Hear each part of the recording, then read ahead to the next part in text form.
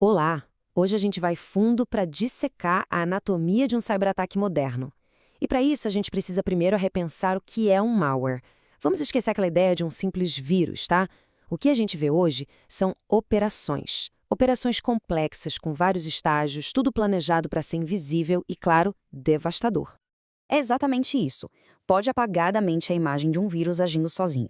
Pensa nisso mais como uma campanha militar digital. Os atacantes não usam uma arma só, eles têm um arsenal inteiro, tudo coordenado. Eles invadem, se escondem, roubam informações e lá no final buscam o lucro. E é exatamente esse manual de operações deles que a gente vai seguir aqui. Ok, vamos alinhar os conceitos. Formalmente, malware é o termo geral. É como se fosse um grande guarda-chuva para qualquer software malicioso. Um vírus é só um tipo bem específico, aquele que se gruda em outros programas. Só que o ecossistema é muito, mas muito maior. Tem worms, trojans, spyware, ransomware. Entender a diferença entre eles é o que nos ajuda a decifrar a estratégia por trás de um ataque. E aqui está o nosso roteiro, o manual que define um ataque moderno. Vamos passar por essas 4 fases. Primeiro, a invasão, que é como os atacantes entram. Depois, a ocupação, ou seja, como eles ficam lá dentro escondidos e mantêm o acesso.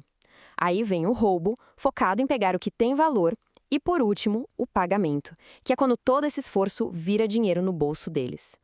Começando então pela fase 1, a invasão. Esse é o primeiríssimo ponto de contato. Imagina um sistema como se fosse uma fortaleza, cheia de muralhas e guardas. Os atacantes não conseguem simplesmente arrombar o portão, né?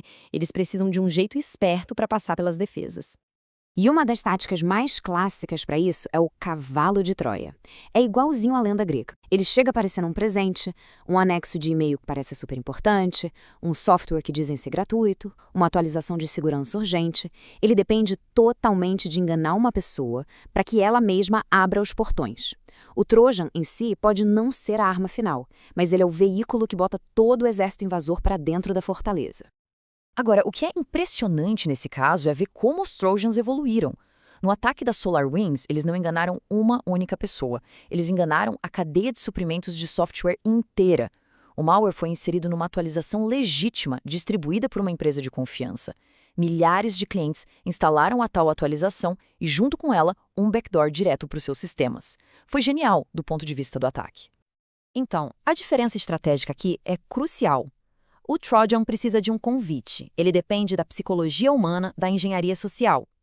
Já o Worm é um invasor autônomo. Ele não bate na porta. Ele escaneia a rede sozinho, procurando ativamente por qualquer brecha, qualquer vulnerabilidade de segurança e vai se espalhando de máquina em máquina sem precisar da ajuda de ninguém.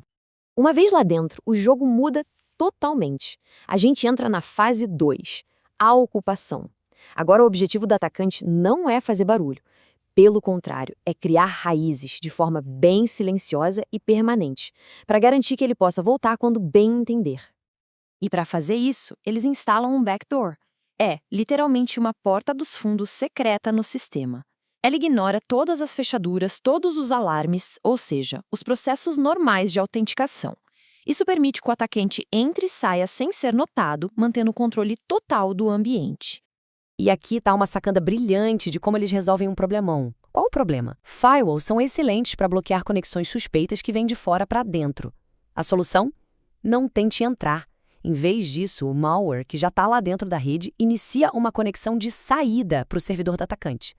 Como o tráfego que sai da rede geralmente é menos restrito, a conexão se estabelece.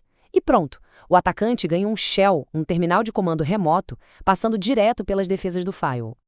Mas para a ocupação ser perfeita mesmo, o malware precisa ser invisível. E é aí que entram os rootkits. Se o backdoor é a porta secreta, o rootkit é a capa da invisibilidade. Ele não foi feito só para se esconder, mas para esconder outras atividades maliciosas, operando nos níveis mais profundos e confiáveis do sistema operacional. E olha, nem todo rootkit é igual. Os de User Mode agem no nível dos aplicativos. Eles usam uma técnica chamada API Hooking, para basicamente se meter no meio da comunicação entre os programas e o sistema, e aí eles mentem sobre o que está realmente acontecendo. Mas os de Kernel Mode, esses são a elite. Eles se infiltram no núcleo do sistema operacional.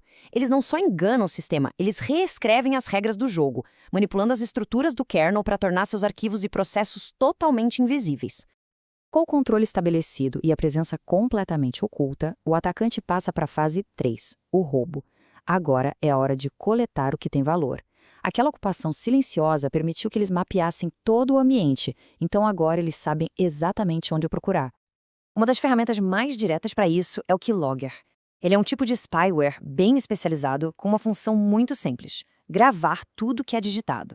Senhas, números de cartão de crédito, mensagens confidenciais, segredos de negócio, tudo é capturado em silêncio e enviado para o atacante.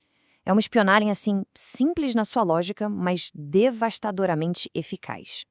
Mas se o Keylogger é um bisturi, o spyware moderno, tipo Pegasus, é uma sala de cirurgia completa.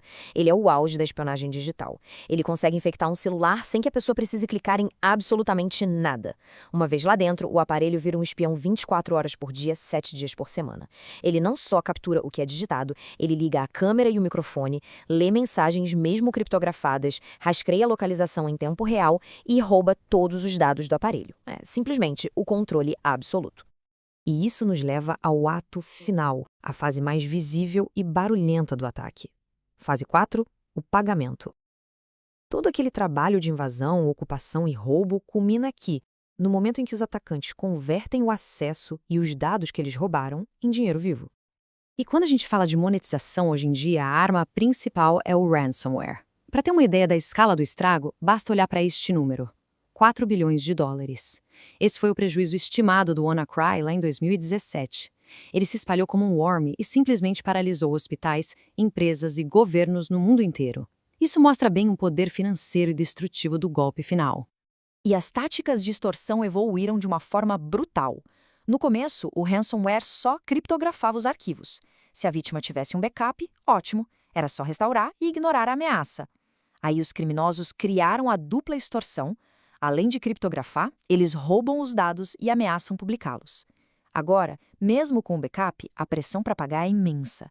E a tripla extorsão vai ainda mais longe, com ataques para derrubar o site da vítima ou até chantagear os clientes dela diretamente. O que transformou o ransomware nessa epidemia global foi o modelo de Ransomware as a Service. Pensa nisso como se fosse uma franquia de crime. Grupos de elite desenvolvem o malware e toda a infraestrutura e depois recrutam afiliados para lançar os ataques, dividindo os lucros. Isso profissionalizou o cibercrime e diminuiu muito a barreira de entrada, permitindo que muito mais gente consiga lançar ataques em escala industrial. Olhando para o futuro, fica muito claro que a gente está numa corrida armamentista digital sem fim. A cada nova defesa que é criada, os malwares ficam mais inteligentes, mais furtivos. E a próxima fronteira é o malware sem arquivo, o tal do fileless. Esse é o verdadeiro fantasma no sistema. Ele não instala um arquivo malicioso no disco, que é o que um antivírus tradicional procura. Em vez disso, ele vive inteiramente na memória, usando ferramentas legítimas do próprio sistema, como o PowerShell, para executar seus comandos. É uma técnica que chamam de living off the land, ou seja, viver dos recursos da própria terra. E isso nos leva à conclusão mais importante de todas. A defesa não pode mais se basear só em procurar arquivos ruins. Se o malware usa ferramentas legítimas, a defesa precisa focar em detectar comportamentos estranhos.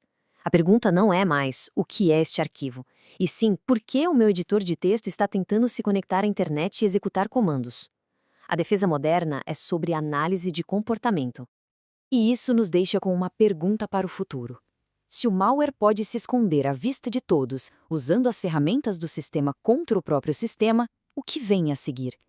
Como vai ser a próxima geração de defesas num mundo onde o inimigo pode não ter um rosto e, às vezes, nem mesmo um arquivo? A corrida continua.